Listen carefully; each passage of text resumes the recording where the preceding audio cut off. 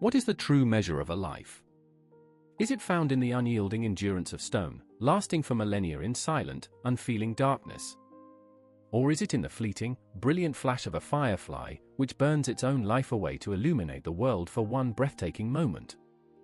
We are all caught in this choice, between the desperate urge to preserve and the divine desire to shine. Deep beneath the skin of the world, in a silent cavern where time itself had forgotten to die, lay the petrified forest. Here, colossal trees of agate and jasper stood as monuments to a sun they no longer remembered.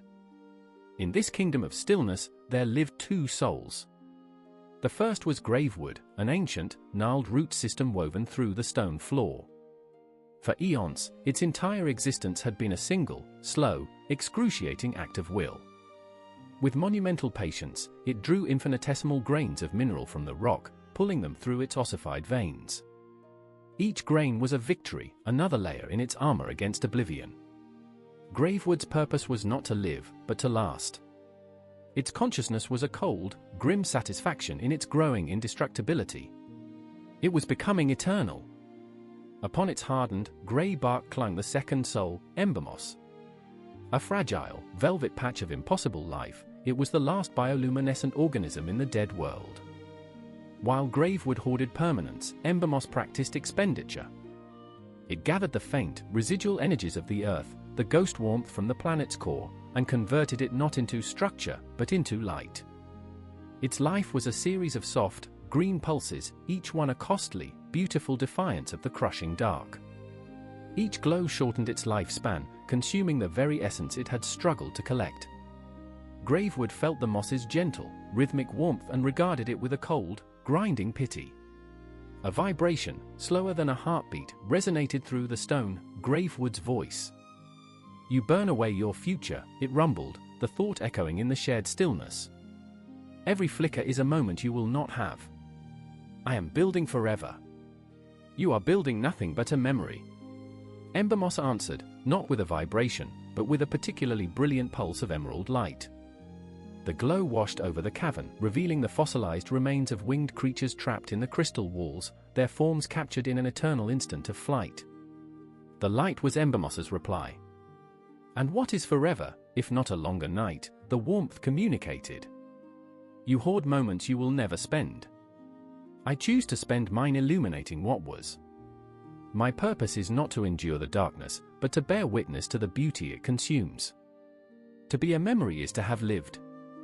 The ground began to tremble. A low, abyssal groan shuddered through the petrified forest.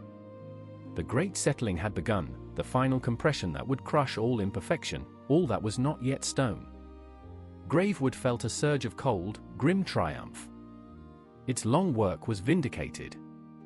Its structure was perfect, absolute. It would endure this. It would endure everything. It felt the terror from Embermoss, a frantic, fading warmth. "See?" Gravewood vibrated, a thought of pure, unassailable logic. "Your light cannot hold back the rock. My strength will." As fissures tore through the cavern ceiling and shards of crystal rained down, Embermoss did something impossible. Instead of conserving its final energy, instead of cowering, it began to draw upon every last reserve of its life. It pulled all its remaining warmth, all its collected energy, all of its fragile existence into a single point. As the world broke apart, Embermoss unleashed it all. A silent, supernova of pure, green incandescence.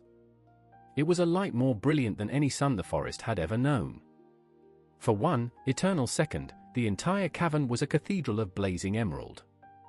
Every fossil, every crystal, every line of Gravewood's own gnarled form was revealed in transcendent, heartbreaking detail. It was the most beautiful thing the universe had ever contained. And then, it was gone. Darkness.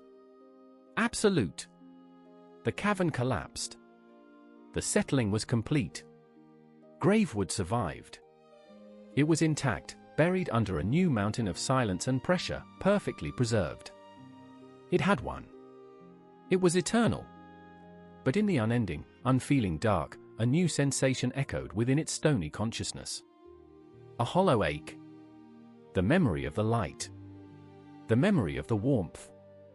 It realized then that in its quest to last forever, it had never lived at all. And its perfect, indestructible eternity would be spent with only one companion, the ghost of a light it had scorned, a beauty it could never forget. We are a civilization of gravewoods, diligently petrifying our lives. We trade passion for pensions, spontaneity for security, and moments of genuine, brilliant life for the promise of a longer, quieter existence. We build careers, portfolios, and legacies of stone, believing that to endure is to succeed.